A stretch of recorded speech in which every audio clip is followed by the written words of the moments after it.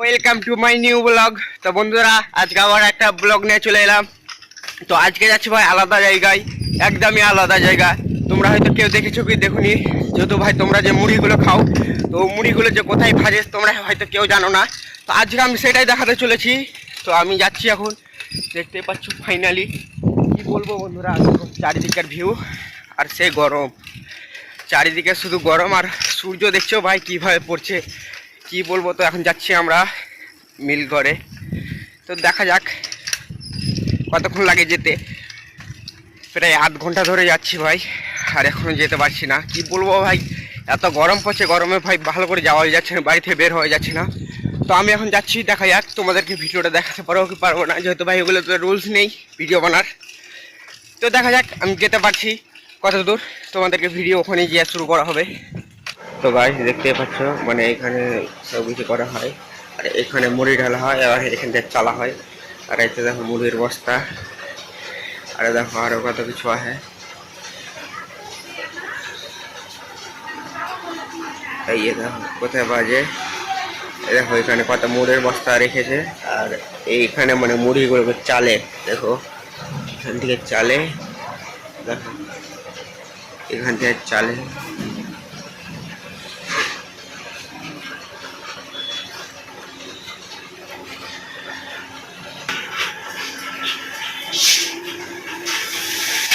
তো দেখো বন্ধুরা, এই জায়গাটাতে মানে মুড়িগুলোকে ভাজে। আর দেখো তিনটা পাংখা লাগা আছে, পিছনে একটা লাগা আছে, ওখান থেকে আর একটা হাওয়া আসছে।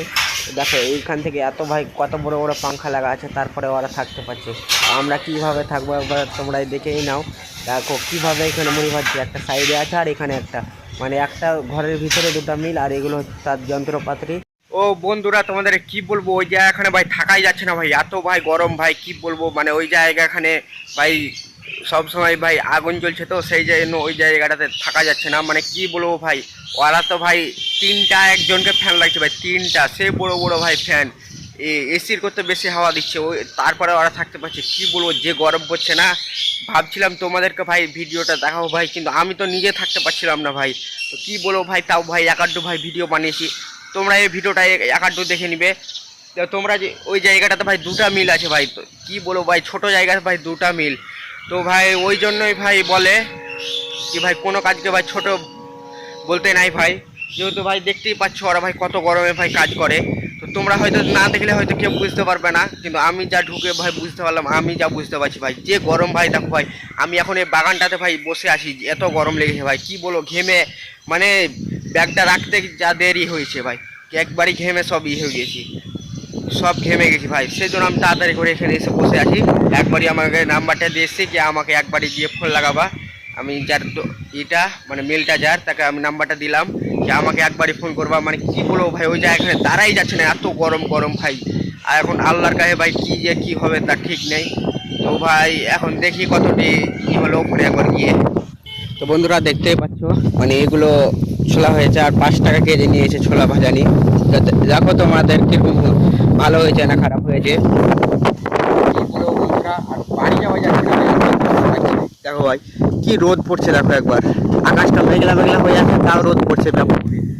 তো এখন বাড়ি যাও কীভাবে ভাই, ওটাই আমি এখন সমস্যাতে পড়ে গেছি। দাঁড়িয়ে দাঁড়িয়ে এখন উঠে ওগুলোকে খাচ্ছি। তোমরা যদি কেউ খেতে চাও তো কমেন্ট করে বলতে পারো আমাকে, আর যদি না খেতে চাইলে এগুলো ভাই পপকর্ন, মানে কি বলবো যে ট্রেনে বিক্রি করে বা মেলা টেলাতে বিক্রি করে, সেগুলো পপকর্নগুলা ভালো লাগছে খেতে।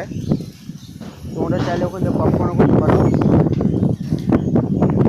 খেতে মোটামুটি ভালোই আছে। আর ছোলাগুলো দেখো ভাই, যেগুলো ছোলা বিক্রি করে সেরকম সেম ওই রকমই ভাই, দেখো কোনো কিছুই পাবে না ভাই, ছুটিয়ে ছুটিয়ে খাওয়া যাবে। আজকের ব্লগটা ভাই এই পর্যন্ত, ছোট্ট ব্লগ ভাই, তোমরা পারলে দেখে নিও কষ্ট করে। আজকের মতন ভাই চলো টাটা।